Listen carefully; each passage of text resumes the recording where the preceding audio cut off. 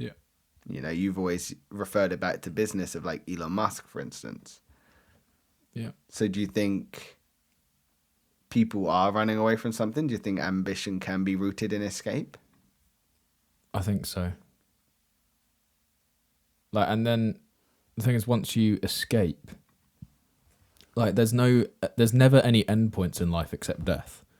So it's like, that might be your goal, but it might not be your goal forever, because your ambition can be rooted in escape. Is that the phrase? But once you get out of the situation or the mindset or whatever it was that we're hypothetically running away from, is you might be like, okay, well, I've escaped now, so now what? Now I'll probably pick up some new goals and whatever. You have to go through that phase of ambition as the thing to escape.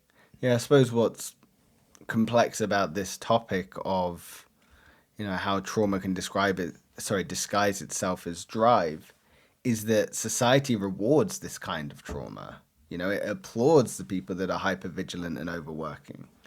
You know, it's almost celebrated in some regards, for better or worse, for the expense of the person and the friendships and relationships they might put to the side. It is almost praised and applauded. Except for the high achiever doesn't feel that praise, Why not?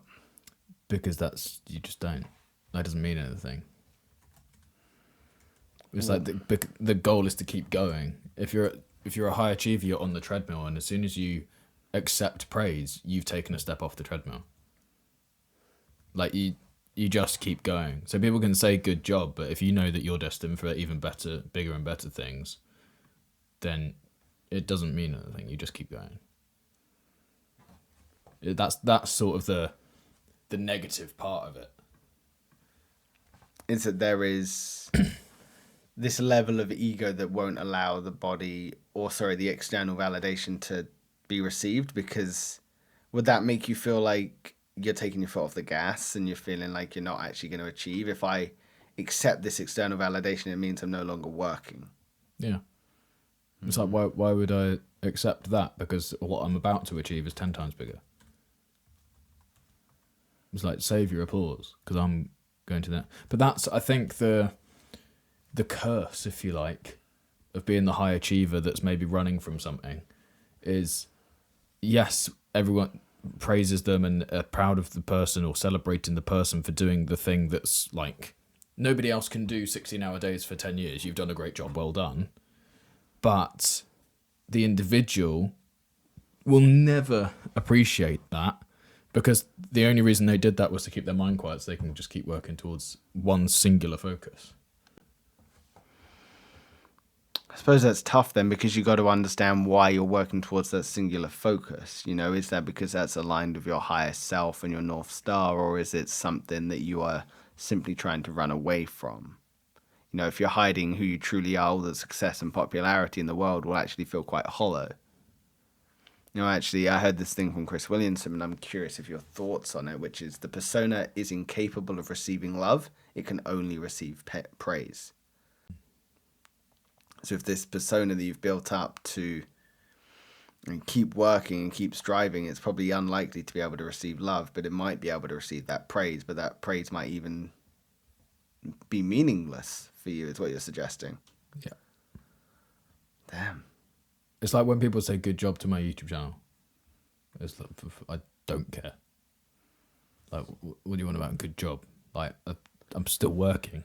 It's like the numbers are just bigger than they were originally, but they're going to be 10 times bigger. I am trying to learn to understand. This isn't me generally trying to be ignorant or attacking, but why can't you receive that? If someone externally looks at what you've built, so Will Taylor here has a YouTube channel with millions of views monthly and subscribers nearly 500,000. Why can't you receive that praise of good job? That's awesome. Nice work. Because I think they think it's better than it is. Why do you disagree that it's not good? Because it's not good. But again, talking at the averages, the law of averages, it's better to than the average person. Yeah, it's something that they will likely, one, never achieve, and two, can't comprehend. The same way you might look at, I don't know, I may be putting words in your mouth, but you might look at someone that's like Chris Bumstead, for instance, you know, Mr. Olympia, however many times. You might look at his physique and go, oh yeah, good job. And he's like, well, I'm still going, you know, like, but you'd be like, well, you've actually done really well, dude.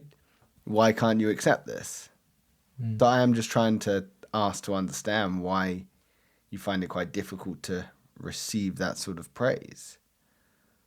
I think it's just maybe being so locked in to actually doing the thing that you almost see real life people's opinions as just YouTube comments. It's like if you give weight to the positive comments, you have to give equal weight to the negative comments. Is that true though? I feel like there is an element of truth to it, because why would you, like, at the end of the day, it's like, and that's a conversation about YouTube comments really, but I don't know, just taking on praise just seems like you don't do it for the praise, so therefore why should you be praised? You do it for the enjoyment of doing it, and that's achievement enough and praise enough. So we've got here that in the notes that we plan, like, praise can deepen the wound. So if someone is using trauma as drive or disguising itself as drive, praise can actually deepen the wound, because when that trauma-driven behavior is rewarded, the healing would feel like self-sabotage. You know, the trauma-driven behavior is rewarded, it's going to feel uncomfortable because it's not going to feel maybe authentic. And I'm not saying that's strictly correct for you, but I'm curious for those that are maybe using trauma as motivation or as drive, or it's being disguised as drive, whether praise, as you've mentioned, is hard to receive because it doesn't feel like it's coming from a place of authenticity, both from them and from you. Could very possibly. So I wonder the difference between purpose and proving. You know, so purpose would feel grounded, spacious, aligned, authentic, whereas proving probably feels urgent, never really satisfied, time-based. It sounds more external as well.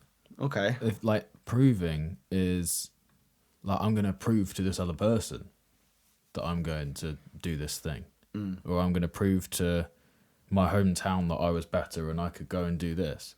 And then it's like, the only way that you can win then is when you get a handshake from every single person that grew up in your hometown. And it's like, it sounds ridiculous, but that's sort of true. Is like, until you can see validation from everybody that you are definitely, definitively better than them, you are not happy. It's like, that's not realistic.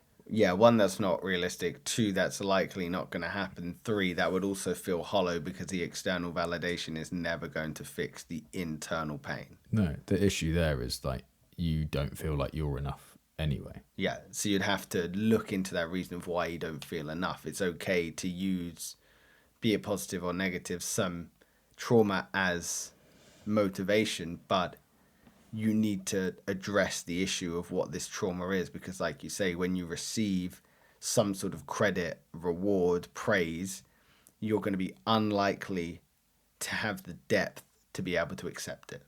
Yeah. You're definitely not going to be able to accept love. No. Or enjoy the journey as much, because you'll feel like you're on fire Yeah. and you're just trying to run out of that fire. Yeah. That's a good analogy. Yeah. If you're going to feel like you are on fire, and you've just got to keep running to lessen the flames. Yeah, that's nice. So, excuse me. If someone's drive was born out of a need to be safe, or to prove someone wrong, or to escape like a powerless childhood, do you think that drive can ever lead to peace? Or do you think they're just building a kingdom to hide in? I like the imagery of building a kingdom to hide in. I think that's probably pretty spot on. So if someone is using the drive out of a need to be safe or prove to someone, as we've mentioned, or escape a moment in their life where they felt powerless or someone's taking their power away from them, they're almost building a kingdom to hide in, because then they don't have to face it. They can put the drawbridges up and lock the doors, and they can block it out.